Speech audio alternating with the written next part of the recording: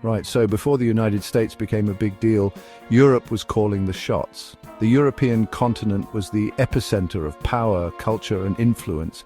Monarchs and leaders from countries like Britain, France, and Spain were the key players on the global stage, dictating the course of history. Their decisions and actions had far-reaching consequences, shaping the world as we know it today. Big players like Great Britain, France, and Spain had massive empires all over the world. These empires were not just about land, they were about control, resources, and influence. The British Empire, for instance, was so vast that it was said the sun never set on it. France and Spain, too, had their own sprawling territories, each with its own unique challenges and opportunities. They controlled trade and basically ran international politics. European nations established intricate trade routes that spanned continents, bringing goods, wealth, and sometimes conflict. Their ships sailed the seas, connecting distant lands and cultures. Diplomacy was a key tool, with treaties and alliances shaping the geopolitical landscape.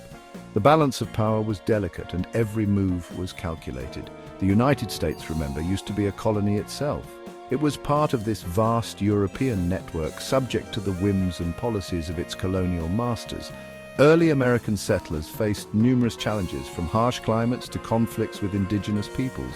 Yet they persevered, driven by a vision of a new world and the promise of freedom and opportunity. But it had big dreams. The American spirit was one of ambition and determination. Pioneers and leaders alike envisioned a nation that could stand on its own, free from foreign control. They dreamed of a land where anyone could achieve success through hard work and perseverance. This vision fueled their efforts and laid the foundation for the country's future growth. It wanted to be the top dog. The concept of manifest destiny captured the imagination of many Americans, driving them to expand westward. This belief held that the United States was destined to stretch from coast to coast, spreading its values and way of life. It was a bold and ambitious goal, but one that resonated deeply with the American people. First, it focused on North America, expanding its territory westward, securing its borders, getting its own house in order. This period of expansion was marked by significant challenges and conflicts, including wars with indigenous peoples and other nations.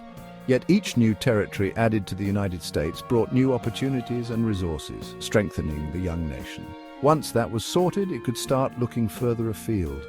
With its borders secure and its internal affairs more stable, the United States began to set its sights on the global stage. The nation's leaders and thinkers started to envision a role for America that went beyond its own shores, one that involved influencing and shaping the world. The seeds of global ambition, as they say, were sown. This ambition was not just about power, it was about ideals and values. The United States saw itself as a beacon of democracy and freedom, a model for other nations to follow. This sense of mission would drive its actions and policies in the years to come. Then, the 1800s saw a massive wave of industrialization sweep across the US, transforming it into a powerful economic machine ready to take on the world. Factories sprang up, cities grew, and innovations in technology and transportation revolutionized American life. This industrial boom provided the economic foundation that would support the nation's growing ambitions on the global stage. The late 1800s and early 1900s saw America boom like never before. Factories popped up everywhere, cities grew like crazy. The driving force, industrialization, new machines revolutionized manufacturing. Henry Ford's assembly line meant things could be made faster and cheaper. This boosted the economy massively. There was a revolution in infrastructure too. Railways connected the country, and the telegraph made instant communication possible. This made trade much easier. The US was becoming an economic powerhouse, making goods for everyone and expanding its markets. It was on its way to becoming a global economic leader. But being rich isn't enough to be a superpower. Wealth alone doesn't guarantee influence or security on the global stage. A nation needs more than just economic prowess to assert its dominance and protect its interests. The US knew it needed a strong military too. Recognizing the importance of a formidable defense, the country invested heavily in building and training its armed forces. This was a strategic move to ensure that its economic growth was backed by military might. So as its economy grew, so did its armed forces. The industrial boom allowed for mass production of military equipment, from ships to weapons, ensuring that the US was well prepared for any conflict. The synergy between economic and military growth was evident. World War I gave the US a chance to show off its military strength. The conflict was a proving ground for American soldiers and technology. It was an opportunity to demonstrate the nation's capability to project power overseas and support its allies. Millions of American troops went to Europe, helping the Allies win. Their involvement was crucial in tipping the balance in favor of the Allies. The bravery and effectiveness of American forces earned them respect and recognition on the world stage. World War II really cemented America's status as a military superpower. The scale and intensity of the conflict required unprecedented levels of coordination and production. The US rose to the challenge, showcasing its ability to mobilize resources and manpower on a massive scale. It played a huge part in defeating the Axis powers. American forces were involved in key battles across multiple theaters of war, from Europe to the Pacific. Their contributions were instrumental in securing victory and reshaping the post-war world order. Its factories churned out supplies for the Allies, and by the end of the war, its military was the strongest in the world. The industrial capacity of the US was unmatched, providing the necessary support to sustain the war effort and ensure victory. After the war, the US built military bases all over the globe, made alliances like NATO to contain the Soviet Union, and basically aimed to be the best in every aspect of warfare. This global presence and network of alliances ensured that the US could project power and influence anywhere in the world, maintaining its status as a superpower. Shaping the world order. After World War II, the US was a global leader. It wanted to reshape the world based on its own values: democracy, capitalism, and free trade. It helped create the United Nations in 1945 to promote peace and cooperation. The Bretton Woods Agreement in 1944 linked other currencies to the US dollar, making it the world's reserve currency, and giving the US huge economic clout. The US also used its money and military to promote its interests. It gave financial aid to countries devastated by war through the Marshall Plan, and it got involved in wars in Korea and Vietnam to stop the spread of communism. The Allure of America. America's influence wasn't just about politics and economics, its culture went global too.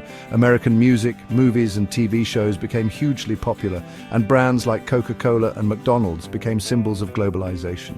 This soft power shaped how the world saw America as a land of opportunity, freedom and plenty. This soft power was a really effective tool for the US, winning hearts and minds and making American values more attractive.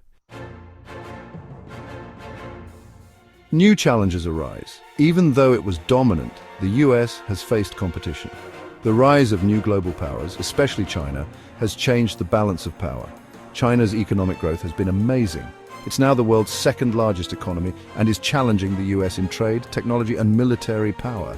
Russia too has become more assertive, showing it's willing to challenge the US.